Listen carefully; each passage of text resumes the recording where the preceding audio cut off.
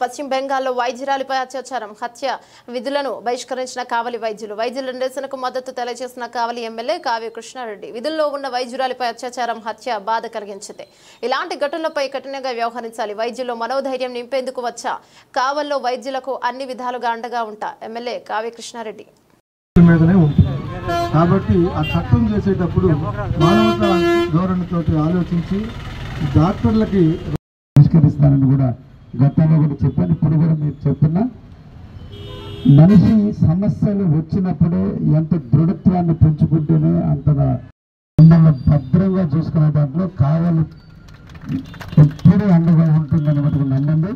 ఆత్మస్థైర్యంతో నేను కావలిని రాజకీయంగా మేమందరం కూడా కాపు కాసుకుంటున్నప్పుడు కావలికి సంబంధించిన ప్రజలకు సంబంధించిన ఆరోగ్యాలను రక్షించే క్రమంలో మీరందరూ కూడా కావలిని కాపు కాసుకుంటున్నారు. ఏ ఒక్కరికి ఏ ఇబ్బంది వచ్చినా మీరందరూ కూడా అండగా ఉన్నారనే విషయం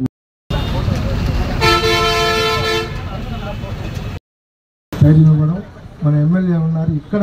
మా దాకా ఏదన్నా జరిగితే చూసుకోవడానికి జరగనీయకుండా చేయడానికి కూడా మన అసెంబ్లీలో దీని మీద చర్చించి నా వంతు నేను కర్తవ్యాన్ని నిర్వర్తిస్తానని కూడా ఈ సందర్భంగా తెలియజేస్తాను.